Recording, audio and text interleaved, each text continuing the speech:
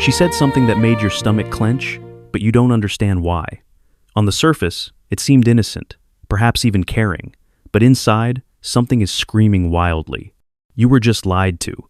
You push the thought away, convincing yourself it's just paranoia, that you're thinking too much again. Your inner voice, your primal instinct, is trying to break through your self-deceptive calm, but you choose to silence it. When you ignore this anxious feeling, you are voluntarily consenting to your own vulnerability. Your subconscious knows the truth your mind refuses to admit.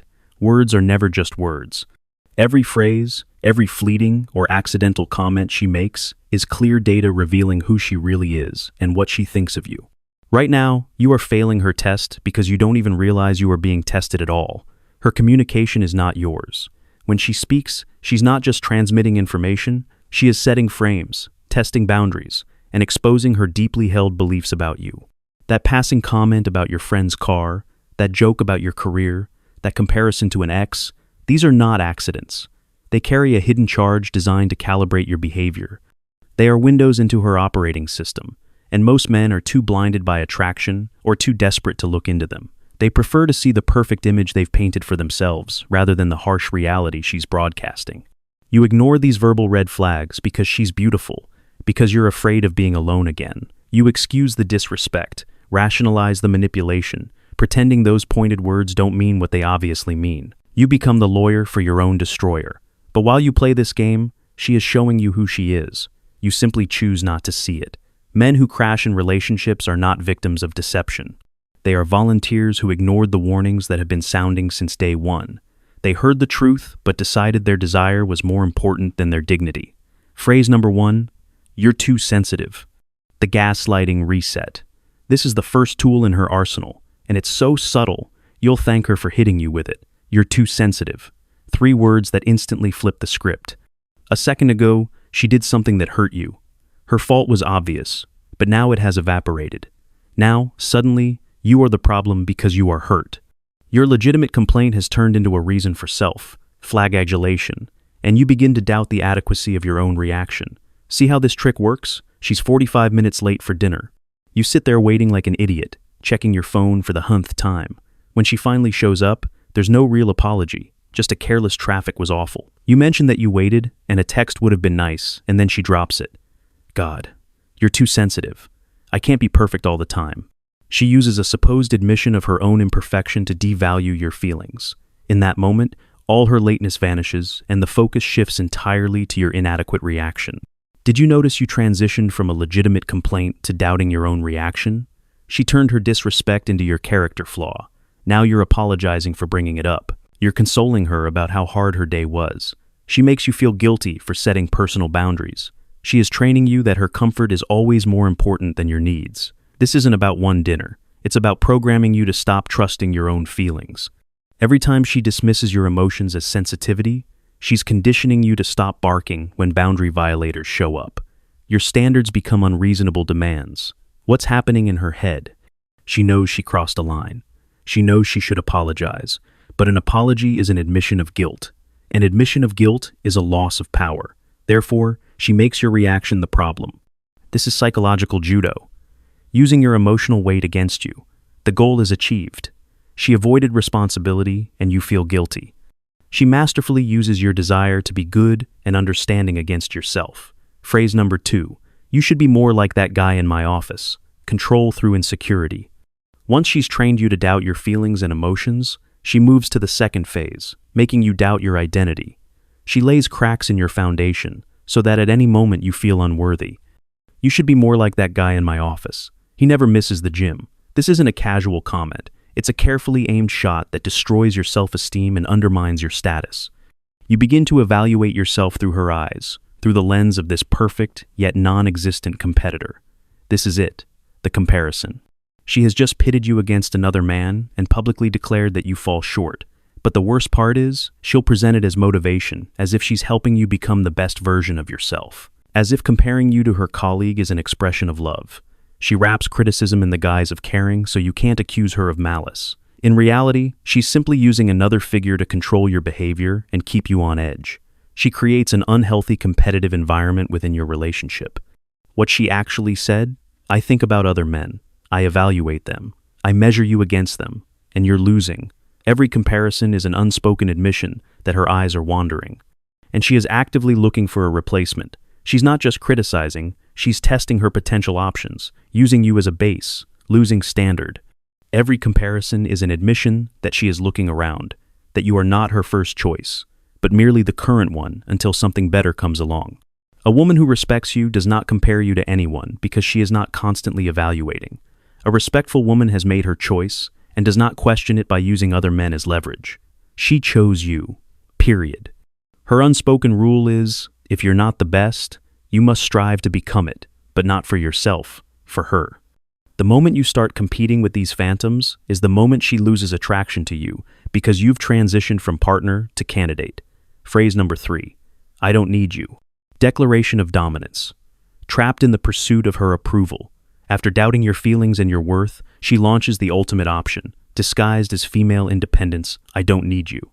She'll say this during an argument to inflict maximum damage, or even worse, casually toss it out over coffee as if discussing the weather. This blow is struck when you least expect it, and it immediately changes the rules of the game.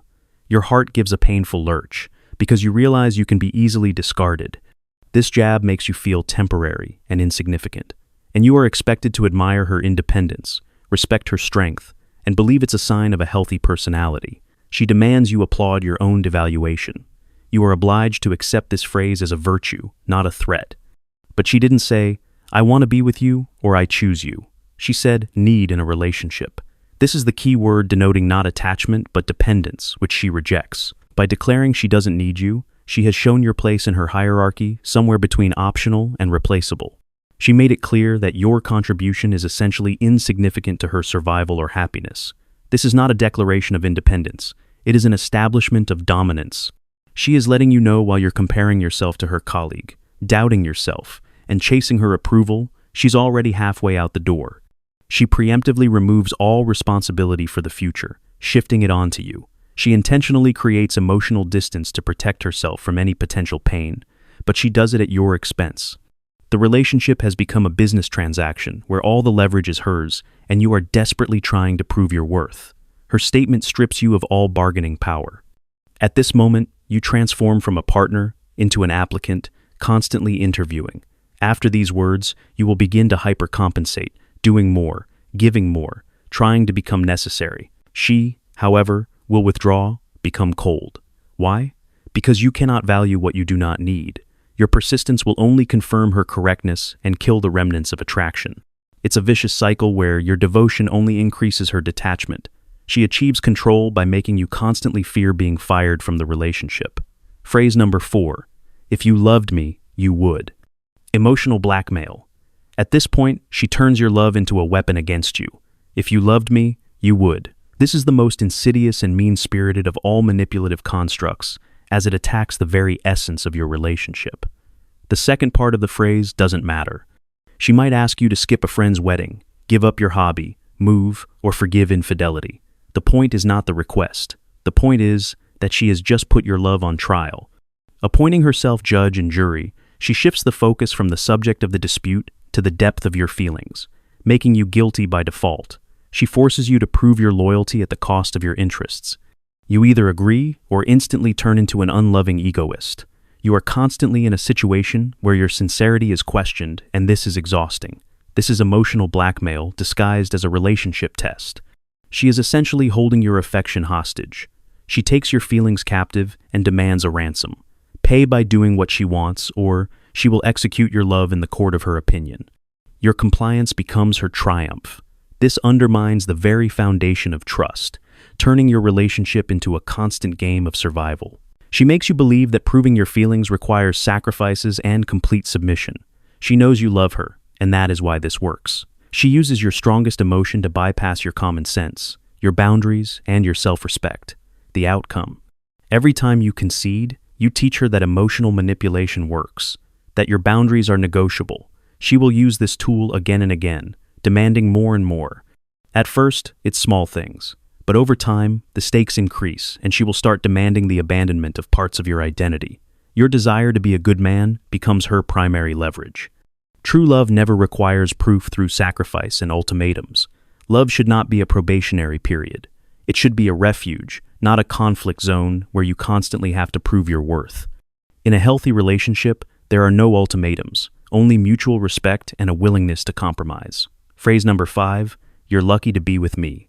Superiority and contempt.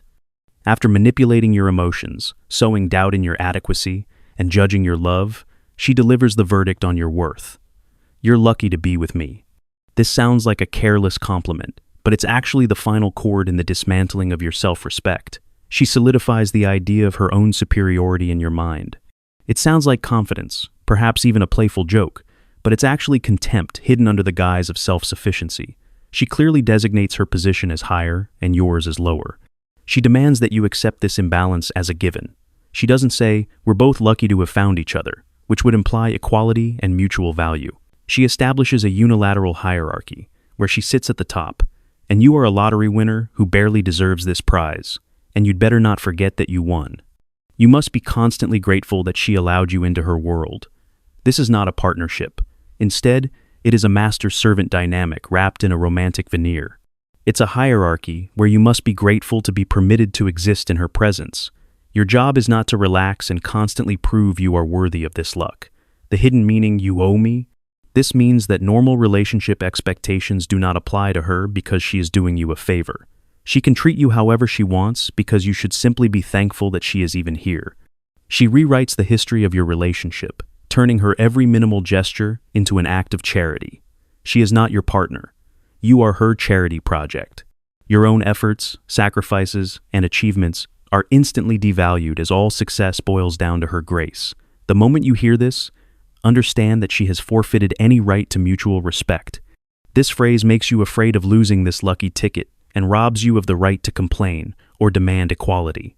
Your life with her is not a reward for your efforts, but an undeserved gift. This statement serves as a psychological anchor, permanently fixing you in a subordinate role. You value every little thing from her because she has made you believe you are not worthy of such attention. It ensures that you will settle for less and fear asking for more, lest you risk being fired from your lucky position. Phrase number 6. I didn't know you'd change so much. Blame shifting. After all, the previous phrases have destroyed your self-esteem and boundaries. She moves to the final, largest manipulation. I didn't know you'd change so much. This phrase is uttered the moment you finally try to stand up for yourself, reclaim lost boundaries, or leave the relationship. She not only denies her responsibility for your degradation, but also accuses you of becoming different. In other words, of becoming bad. This sounds like a sad, even nostalgic reproach, but it is the purest form of gaslighting. She erases the entire history of her manipulations. You're too sensitive. The comparison to the colleague. I don't need you. The love, blackmail, and you're lucky to be with me. All this psychological warfare disappears. Now you are to blame. You are no longer the great guy you were at the beginning. The real meaning. I created and controlled a man who accepted my disrespect. Now you are rebelling against my control, and this proves that you are irrevocably flawed. She doesn't admit that you changed for the better. You simply stopped being convenient. The goal of this phrase is to make you doubt reality. You know, you changed, but you changed because she methodically destroyed your boundaries.